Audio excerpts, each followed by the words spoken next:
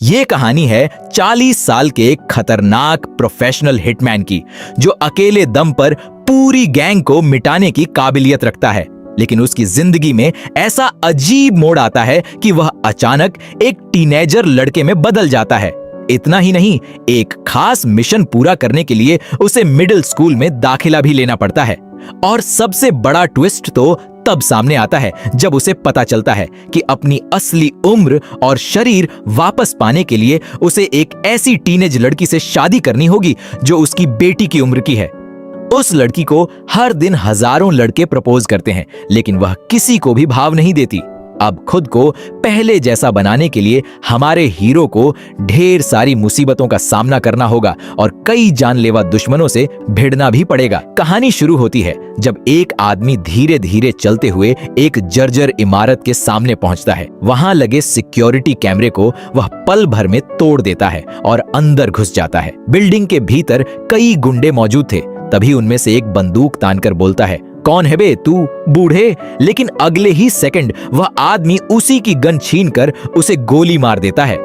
इसके बाद वह पूरी बिल्डिंग की लाइट्स भी तबाह कर देता है, जिससे चारों तरफ अंधेरा छा जाता है। इसी अंधेरे का फायदा उठाकर वह एक एक करके सभी गुंडों को ढेर करने लगता है। उधर एक आदमी हाथ में ब्रीफकेस लेकर जान बचाकर भागने की कोशिश करता है, लेकिन हमारा हीरो उसके सामने आकर उसे गिरा देता है। तभी वह आदमी मौका देखकर उस पर ताबड़तोड़ गोलियां चला देता है, मगर जब गोलियां चलती हैं तब तक हीरो वहां होता ही नहीं। अगले पल वह पीछे से आकर उसे एक जोरदार घूंसा मारता है, जिससे वह उड़कर लोहे के गेट से टकरा जाता है। इसके बाद पता चलता है कि हमारे मुख्य किरदार जूझो ने पूरे गिरोह का सफाया कर दिया है। उसका साथी कोतेत्सु उस ब्रीफकेस को खोलने लगता है, जिसे लेकर वह आदमी भाग रहा था। जूझो कोई आम इंसान नहीं, बल्कि एक बेहद अनुभवी हिटमैन है। लेकिन जब ब्रीफकेस खुलता है तो उसमें सिर्फ एक टूटा हुआ वॉस्प नेस्ट मिलता है और कुछ भी नहीं। अगले सीन में जूझो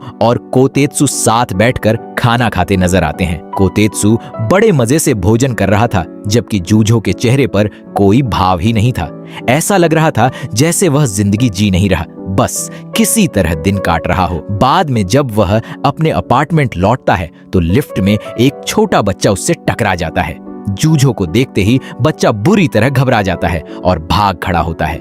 इससे साफ पता चलता है कि जूझो को बच्चों से घुलना मिलना बिल्कुल नहीं आता।